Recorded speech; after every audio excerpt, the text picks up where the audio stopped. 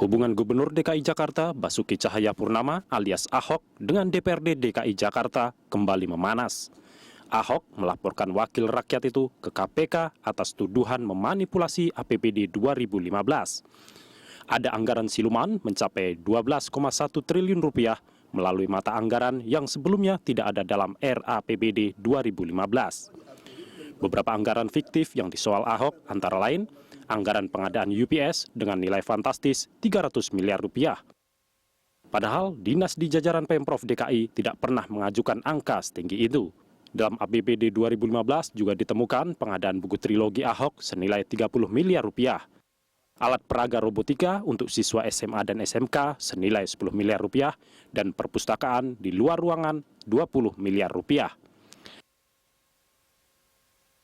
Ahok mengungkapkan banyak staf Satuan Kerja Perangkat Daerah atau SKPD bawahannya dipaksa mengisi program-program titipan DPRD di APBD.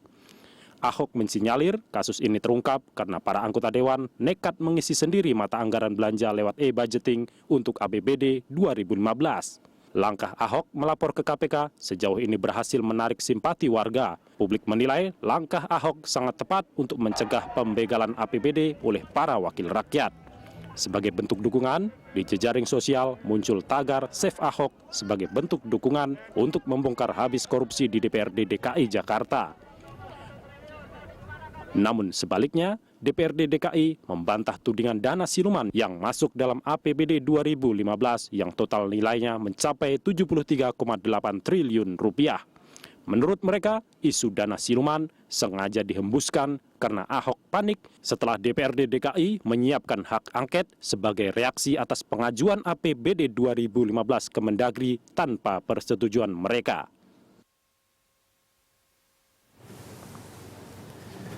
Ya, pemirsa, selamat pagi. Anda menyaksikan Dialog Jurnal Pagi dan untuk membahas mengenai kisruh antara DPRD versus Ahok mengenai dana siluman ini sudah hadir di studio Mbak Yeni dari Fitra. Selamat pagi, Mbak Yeni. Pagi. Mungkin saya panggilnya Bu Yeni aja ya, biar lebih. Bu Yeni, Fitra ini kan pastinya sudah melakukan mengikuti kasus ini. Bagaimana sebetulnya peta kisruh dalam anggaran di DPRD DKI ini yang kemudian mencuat ke publik saat ini? Ini sebenarnya diawali pada pasca pengetokan APBD ya pada bulan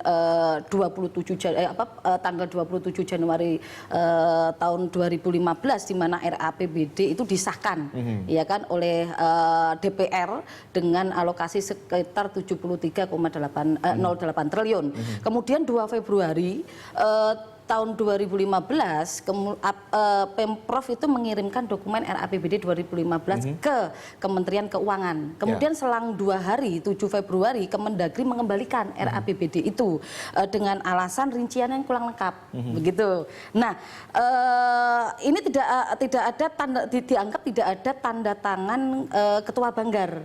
Kenapa itu dikembalikan kepada Pemprov. Selang 2 hari berikutnya 9 Februari 2015 DPRD mengirim dokumen RAPBD versinya DPRD yang itu dianggap sudah dibahas begitu.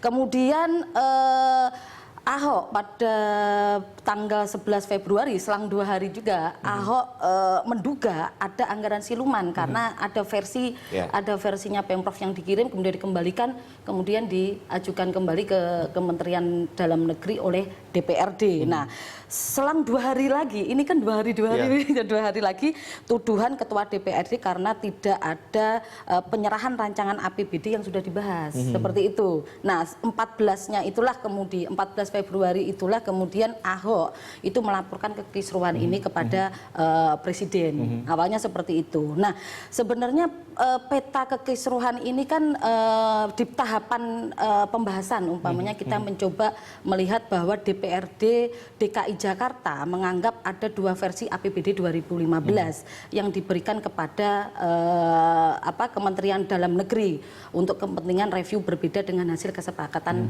paripurna. Ini kan dianggap dianggap bahwa Ahok ini mencoba untuk mengirimkan ke Kementerian Dalam Negeri itu dalam bentuk e-budgeting gitu kan. Tetapi Kementerian DPRD itu menganggap itu tidak dibahas. Dalam ranah politik kemudian dari pihak DPRD sendiri menyatakan bahwa menuding Ahok melakukan ini karena memang Ahok sudah untuk menutupi hak angket dari DPRD itu sendiri. Tapi kemudian kalau kita lihat Bu Yeni lihat begitu, ini kan Pak Ahok sendiri bilang bahwa ini potensi terjadi sejak tahun 2012 silam. Kalau misalnya memang ini kemudian maju ke ranah hukum, lalu juga sekarang maju di ranah politik, apa kemudian nanti Ahok juga dan Pemprov DKI dari tahun 2012 juga tidak akan terjerat karena kan akan dituding melakukan pembiaran begitu, Bu Yeni? Begini, sebenarnya kalau kita mencoba untuk melihat ya laporan hasil audit BPK mengenai persoalan-persoalan di APBD DKI Jakarta memang banyak problematikanya kan begitu. Hanya saja yang kita coba tegaskan di sini bahwa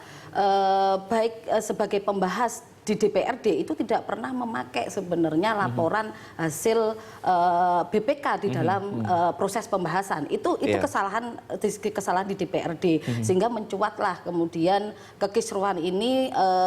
Ahok mencoba untuk melaporkan ke KPK dari hasil-hasil temuan-temuan di dalam APBD sebelum-sebelumnya. Sebenarnya ini kan persoalannya kan tidak adanya transparansi baik dari sisi eksekutif maupun legislatif pada saat pembahasan anggaran. Kalau kami mencoba untuk menyalahkan ini salahnya siapa? Apakah disalahkan eksekutif atau legislatif? Kita menyalahkan dua-duanya. Dua-duanya. Atau mereka juga bekerja sama dalam proses legislasi atau pembahasan anggaran begitu ya? Begini, Mas, kalau kita berbicara mengenai persoalan skema politik anggaran, ada dua institusi yang membahas, eksekutif sebagai pengusul dari APBD, rancangan APBD. Yang kedua adalah teman-teman legislatif sebagai pembahas membahas dan menyetujui, tetapi tidak mengusulkan. Itu salah. Tapi yang kasus yang sekarang justru mengusulkan. Mengusulkan itu yang tidak salah sesuai dengan Undang-Undang MD 3 gitu kan yang sudah aminin oleh MK. Itu kan tidak ada di ranah itu. Di Undang-Undang 23 soal pemerintahan daerah tahun 2014 itu tidak ada kewenangan DPRD untuk mengajukan atau jadi membuat. jangankan membahas mengenai isinya, tapi caranya saja sudah salah begitu ya? Begitu. Ya, dua-duanya salah lah. Kalau kita bilang bangunan transparansinya untuk keduanya kita anggap masih cukup relatif rendah karena tidak terbuka pada publik pada saat pembahasan anggaran. Perlunya harus ada konsultasi publik, kemudian ada uji publik, itu tidak dilakukan di keduanya. Di sisi Pemprov e-budgeting gitu kan untuk menjawab sebenarnya di dalam Undang-Undang 23 tahun 2014 soal e-budgeting, informasi keuangan daerah memang ada di situ diatur. Tetapi apakah itu bisa diakses oleh publik dalam hal-hal pembahasan APBD itu belum kan begitu. Bu Yeni, Fitra punya dong anggaran versi DPRD dan juga RAPBD dari versi Pemprov DKI punya ya, dan juga sudah membandingkannya. Nah, mungkin bisa didiskusikan di sini. Kalau kita sejujurnya punya lah versi DPRD, kemudian versinya Pemprov gitu. Saya coba satu saja contoh begitu ya. Kenapa nggak banyak contohnya? Karena kita baru dapat versi itu baru kemarin. Ya baru kemarin, tetapi ada beberapa temuan ya. Saya contohkan, saya tidak menyalahkan ini, tetapi harus dibuka semuanya. Satu contoh saja di Sudin Pendidikan di salah satu wilayah begitu kan. Di mana tuh Bu? Di Jakarta Selatan kalau nggak salah, Jakarta Selatan kalau nggak pusat gitu kan. Ini lagi digodok nanti sekitar siang kita coba kompres. Saya contohkan untuk pengadaan di Sudin pendidikan itu ada sekitar versinya pemerintah ada sekitar 280-an sekian miliar. Tetapi kemudian ada tambahan di versi DPRD jadi berapa? Itu ada 1,9 triliun. 1,9 triliun. Jauh sekali bedanya. Nah, itulah. Ada sekitar makanya begini, kita tidak bisa menyalahkan ya antara DPRD dengan teman-teman di eksekutif. Yang penting saat ini adalah duduk bersama, kita lakukan uji publik atau konsultasi publik untuk membangun trust publik, begitu kan? Siapa yang salah di sini?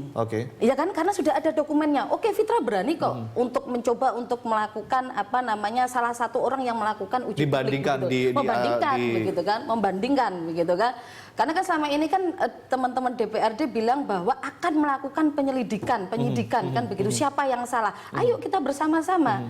Ya kan tidak bisa mendegasikan masyarakat sipil atau rakyat di sini gitu kan. Itu artinya bahwa diselesaikan secara politik terlebih dahulu sebelum ke ranah hukum atau bagaimana dengan Ya cara kalau diskusi kita publik bilang seperti ini bukan hanya keputusan secara politis ya. Sesuai dengan Undang-Undang Pemerintahan Daerah 2023 tahun 2014 soal partisipasi bahwa masyarakat wajib untuk melakukan apa itu namanya mengawal proses-proses pembahasan. Kalau begitu apa? Ya terbuka untuk publik begitu untuk kan. media juga mungkin ya secara begitu. Ya kita bandingkan di depan publik begitu kan versi DPRD-nya, versi pemerintahannya. Ayo kita sama-sama budgeting begitu kan. Versinya masing-masing di mana letak kesalahannya kan begitu.